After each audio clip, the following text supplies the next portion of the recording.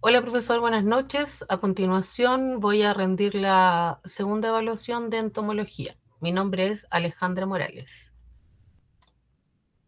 Bueno, la primera pregunta habla sobre la posición taxonómica del insecto que yo elegí. Su nombre común es la mosca de las alas manchadas, mosca del vinagre o mosca de las cerezas. Su nombre científico es Drosophila suzuki, el orden Diptera y la familia de moscas denominada Drosophilae. A continuación voy a hablar de la morfología externa del insecto, cuáles son los caracteres morfológicos exclusivos del orden al que pertenece y los caracteres morfológicos exclusivos del orden Diptera van en la estructura y las características de las piezas bucales o las terminarias abdominales. Posee tres regiones morfológicas principales que serían cabeza, tórax y abdomen. La parte bucal de los dípteros está modificada para permitir a través de diferentes mecanismos la succión de alimentos líquidos. A veces las piezas bucales tienen también la funcionalidad de perforar. Posee tres pares de patas cursoras o ambulatorias en la parte del orden. Algunas veces, algunas patas se adaptan y son raptoras o incluso saltadoras. Ya también tiene la presencia de un solo par de alas mesotoráxicas, un par de halterios y piezas bucales que forman una proboscis capaz de succionar o lamer líquidos. También se caracterizan porque sus alas posteriores se han reducido a halterios, es decir, poseen dos alas membranosas y no cuatro como la gran mayoría de los insectos. El macho posee alas manchadas, tienen un dimorfismo sexual. El aparato ovipositor de las hembras es alargado, aserrado y esclerotizado. También poseen dos peines sexuales verticales. Abdomen en la parte superior es amarilla con bandas continuas marrón que se van engrosando hacia la parte posterior. El tipo de aparato bucal que posee en estado juvenil y adulto.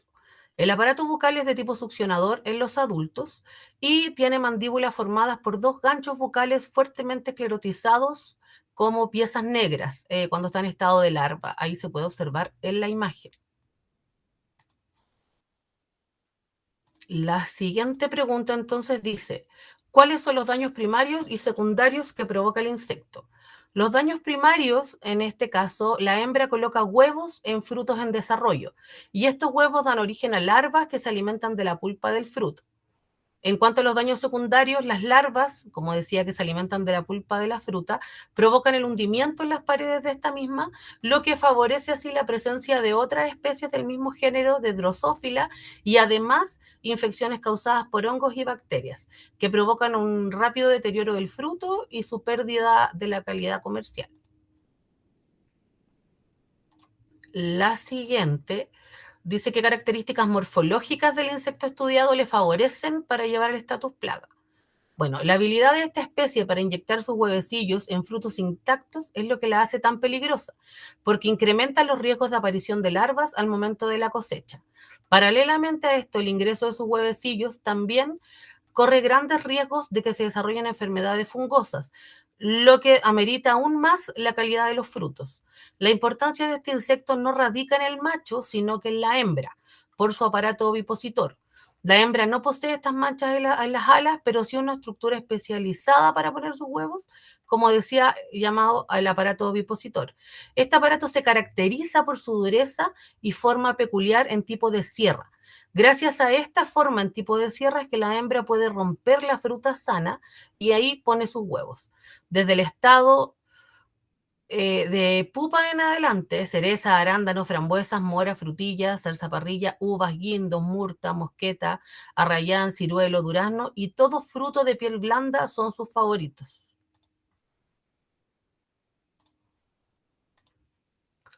La siguiente dice, ¿qué dificultad podría tener un pequeño agricultor al momento de realizar esta identificación?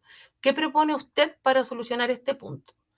Bueno, algunos de los problemas que podría tener un agricultor serían no reconocer bien el insecto y su hospedero, ya que este insecto en particular ataca diversos frutales en estado de maduración y debe conocer muy bien las características de la plaga para poder hacer un correcto manejo y así saber qué aplicar y no dañar otros cultivos. Para este problema que puede encontrar la propuesta de solución es la siguiente. Se propone primero identificar qué tipo de insecto es el que se encuentra en estado plaga y cuáles serían sus hospederos y su manera de entrar en ellos. Luego se sugiere que identifique cuáles son las características que permiten que este insecto se continúe reproduciendo y sobre todo su ciclo de vida, ya que este insecto en particular tiene ciclos de vida muy cortos y puede depositar gran cantidad de huevos.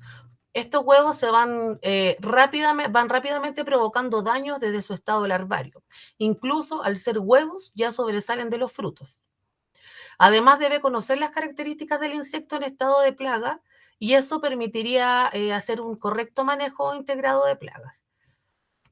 En ningún momento se recomienda aplicar algún producto sin haber identificado lo antes mencionado, ya que esto puede causar daños indeseados en cultivos aledaños. La siguiente pregunta dice que mencione los 10 beneficios que encontrará el agricultor solo con la correcta identificación del insecto plaga al momento de realizar un manejo integrado de plagas. Bueno, primero, un beneficio es poder identificar el estado en el que se encuentra la plaga y así pueda hacer un correcto manejo ecológico y que sea mucho más eficiente por lo demás. Luego de eso, un beneficio es que podría minimizar el daño de las plagas en la producción y así mejorar la calidad de los frutos. También puede minimizar pérdidas, disminuir, el uso de plaguicidas y el impacto negativo sobre la salud de las personas. Punto número 5, también puede contribuir a la sustentabilidad de la producción. 6, mantener la rentabilidad del cultivo. 7, mayor fortaleza del cultivo en cuanto a la sanidad vegetal. 8, no produce un impacto negativo en el medio ambiente. 9, podrá buscar métodos para atacar directo a la plaga sin dañar a los cultivos. Número 10, atacar solo el insecto identificado y no la microfauna de los suelos. Y número 11, poder aplicar trampas con feromonas para atrapar a los machos y no permitir de esta manera la fertilización de los huevos. Bueno, ahora pasamos a la biología de los insectos. Y aquí dice, ¿qué tipo de metamorfosis posee? ¿Cuáles son las ventajas o dificultades que presenta este tipo de metamorfosis al momento de controlar este insecto? La metamorfosis de este insecto es del tipo completa u holometábola. A la eclosión del huevo le sigue el desarrollo de la fase larvaria para posteriormente pasar a un estado de pupa y finalmente llegar al estado adulto. Si se realiza un correcto manejo de los machos en este insecto, permitiría que la hembra no deje los huevos dentro de los frutos, ya que se cortaría el ciclo de la reproducción. Este tipo de insecto daña al fruto en todo su proceso de metamorfosis. Esto ocurre por la cantidad de huevos que puede depositar la hembra dentro de los frutos y su rápido crecimiento.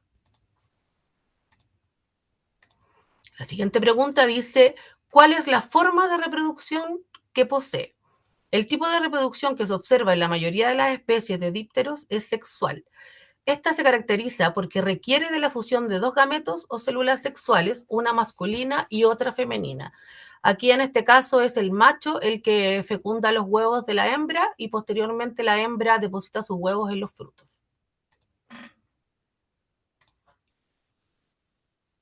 La siguiente dice, ¿cuáles son los caracteres biológicos del insecto que le favorecen para convertirse en plaga? Bueno, uno de los caracteres biológicos que favorecen a este insecto para convertirse en plaga es la alta fecundidad de la hembra. Ella coloca aproximadamente una gran cantidad de huevos que podrían ser hasta 300 huevos por hembra. Esto aclara rápidamente el potencial de infestación y el daño que puede ocasionar esta especie. Aparte de eso, también tienen ciclos reproductivos muy cortos, pueden tener hasta 13 generaciones anuales. La siguiente pregunta dice, superponga el ciclo fenológico del cultivo con el del insecto plaga. De acuerdo a su conocimiento, mencione y justifique cuál es o son los estados de mayor vulnerabilidad. Bueno, el ciclo fenológico del cultivo que ataca este insecto plaga es en la etapa de maduración de los cultivos.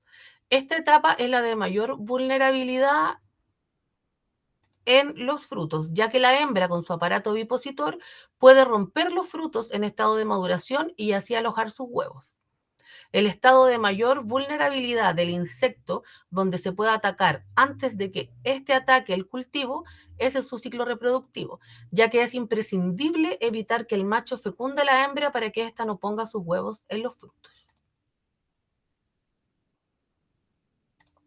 Ahora pasamos a la ecología de insectos. ¿Qué condiciones o factores ecológicos le favorecen al insecto investigado para llegar al estatus de plaga? Bueno, una de las condiciones son la tolerancia al frío, posee una diapausa y morfotipos invernales, es una especie polífaga, tiene una gran diversidad de hospederos, también las condiciones de sombra, agua retenida o lugares con alta humedad serían los factores ecológicos que favorecen a este insecto.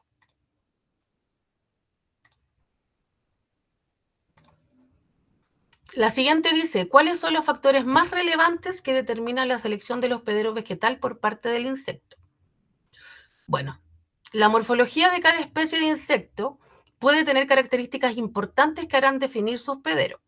Por ejemplo, la mosca citada en esta presentación posee un aparato ovipositor que le permite tomar como hospederos a los frutales en su estado de maduración y que pueden romper el fruto cuando aún se encuentra verde. También está la amplitud de dieta, que es cuando varias plantas sirven como hospedero de un insecto y es posible que el insecto se propague con mayor facilidad por sus hospederos debido a la disponibilidad y abundancia de los recursos alimenticios. La fenología de las plantas también es otro factor importante que puede ser de importante relación con la amplitud del uso de la especie hospedera y a la vez también puede restringir su uso. Y esto también tiene que ver con la disponibilidad de recursos. Otro factor importante es la interacción entre los insectos.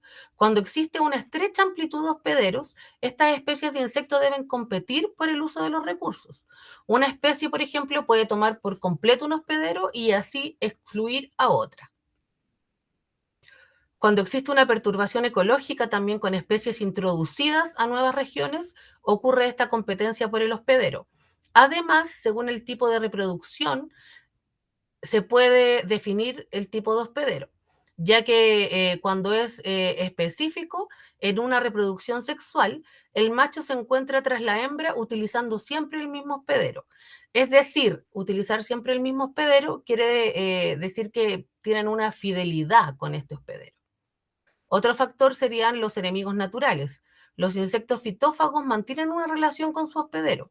Estos insectos son especialistas al tener depredador, estos insectos especialistas, perdón, al tener depredadores perderían su potencial con dicho hospedero. Esta de relación se da en cuanto a la disponibilidad de recursos e incluso en la evolución de algunos insectos por buscar nuevos potenciales hospederos. Otro de los factores sería la química de las plantas, que al seleccionar un hospedero, muchos insectos buscan una química similar. Por ejemplo, en los cítricos.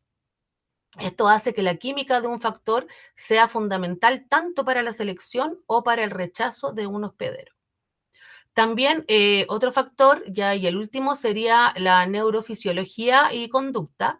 Los insectos tienen una sensibilidad a ciertos estímulos que exponen, que expelen estos hospederos, y según esas señales es que los insectos pueden tener conductas de selección de hospederos. Estos compuestos pueden alejar, perdón, o repeler a los insectos mediante su conducta como respuesta de selección. Este punto puede ser un factor común en los insectos. La siguiente. ¿Qué podría hacer variar la dieta de un insecto fitófago? Bueno, aquí la dieta podría variar cuando existe un reducido espectro del hospedero vegetal o también que los hospederos sean caducos y que los cultivos sean estacionales. De esta manera, los insectos no podrían cumplir con su ciclo de vida en dicho hospedero y tendrían que buscar otro. Y para finalizar, en un ambiente con una alta diversidad vegetal, ¿se esperaría tener altos niveles de plaga y por qué? Bueno, según la habilidad de búsqueda en cuanto al interés de cada insecto, si existe una alta diversidad vegetal, podrían existir niveles de plaga, pero a la vez existirían depredadores naturales de estas plagas, lo que podría ser un control biológico por enemigos naturales. Eso sería, profesor, ya están todas las respuestas de la prueba. Muchas gracias.